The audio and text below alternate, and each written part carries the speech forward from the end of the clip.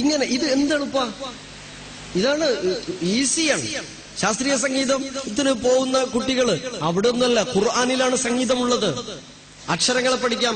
ഹംസ ഫത്ഹ അ, Hamza കസ്റ E, Hamza ദമ്മ ഉ, അ E ഉ, ഹംസ ഫത്ഹ അലിഫ് മദ് ആ, ഹംസ കസ്റ യാ മദ് ഇ, ഹംസ ദമ്മ വാവ് മദ് ഉ, ആ ഇ ഉ, ആ ഇ ഉ, ആ ഇ ഉ. ഇവിടെ പഠിക്കാൻ കുട്ടികൾ വരും. നിങ്ങൾ അങ്ങനെ പഠിപ്പിക്കും മദ്രസയിൽ ഇനി. എങ്കിൽ കുട്ടികൾ വളരെ താല്പര്യത്തോടുകൂടെ കുട്ടികൾ പഠിക്കാൻ മുന്നിലുണ്ടാകും. ഖുർആൻ തജ്വീദ് കുട്ടികൾ ആ ഒരു മനസ്സാന്നിധ്യത്തോടുകൂടെ അറിയാതെ തജ്വീദ് പഠിച്ചു പോകും. ഇത് തജ്വീദിന്റെ ബേസിക് പാഠമാണ്. അക്ഷരം ചിലത് പെരുപ്പിച്ച് വലുതായി പറയേണ്ടതുണ്ട്, ചിലത് നേരിയ തോതിൽ ലൈറ്റായിട്ട് പറയേണ്ടതുണ്ട്. അക്ഷരം ഹെവി ആണെങ്കിൽ അതിന്റെ അലിഫും ഹെവി ആയിരിക്കും. അക്ഷരം ലൈറ്റ് ആണെങ്കിൽ അതിന്റെ അലിഫും ലൈറ്റ് ആയിരിക്കും. സൂറത്ത് മുർസലാത്തിലെ 20 മുതലുള്ള ആയത്തുകളിൽ ശ്രദ്ധേയമായ ചില ഭാഗമുണ്ട്. ഒന്ന്, അലം നജ്അലിൽ അർദ കിഫാതാ അഹ്യാഅൻ വഅംവാതാ വജഅൽനാ ഫീഹാ റവാസിയ ശാമിഖാതിൻ വഅസ്ഖൈനാകും മാഅൻ ഫുറാതാ. വ്യത്യാസം എവിടെയാ? ശാമിഖാതിൻ, ഷീനിനും അലിഫ് തന്നെ, ഖാഇനും അലിഫ് തന്നെ.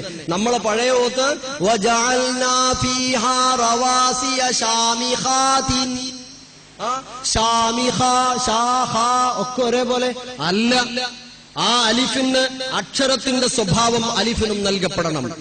ശാമിഖാതിൻ وأسقيناكم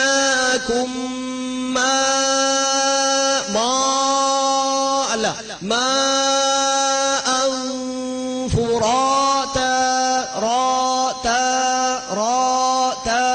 ഈ വ്യത്യാസം. ഒന്ന് ഹെവിയാണ് റാ, അതുകൊണ്ട് അതിന്റെ അലിഫും ഹെവിയാണ്.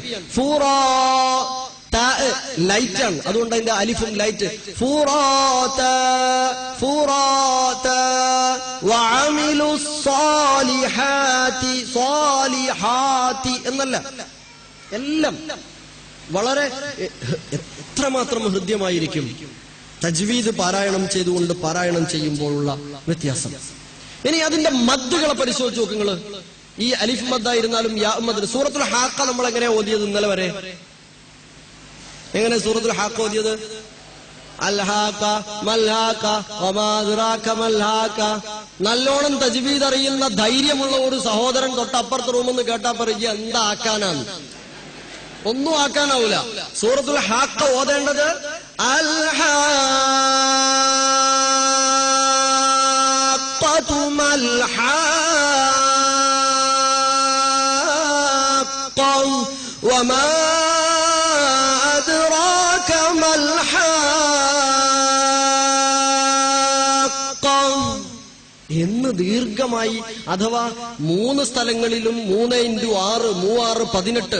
പിന്നെ ആ 3 ആയത്തുകളിൽ എത്ര അക്ഷരമുണ്ടോ 18 പ്ലസ് അത്രയും അക്ഷരങ്ങളുടെ സമയം വേണം. 3 ആയത്തും കൂടെ ഓതിയാൽ താഴത്തൊരു ആംബുലൻസും നല്ലതായിരിക്കും. നമ്മളെ മഗ്‌രിബ് നിസ്കാരത്തിനൊക്കെ ഈ 3 ആയത്ത് മതി, സമയമുണ്ട്. അതുകൊണ്ട് എന്റെ പ്രിയപ്പെട്ട സഹോദരീ സഹോദരങ്ങളോടും മുതിർന്ന രക്ഷിതാക്കളോടും എനിക്ക് ആവശ്യപ്പെടാനുള്ളത്, നേരമുള്ളപ്പോൾ ഓതാനിരുന്നാൽ മതി. നേരമില്ല ഞാനൊന്ന് ഓതട്ടെ എന്ന് പറഞ്ഞ് ഓടിപ്പോയി ഓടിത്തീർത്ത് ഓടിപ്പോവരുത്. ഇത് ഓത്തല്ല. അങ്ങനെ പാരായണം ചെയ്യാൻ പാടില്ല. സമയമുള്ളപ്പോൾ സമയമെടുത്ത് ഭംഗിയായി പാരായണം ചെയ്യണം.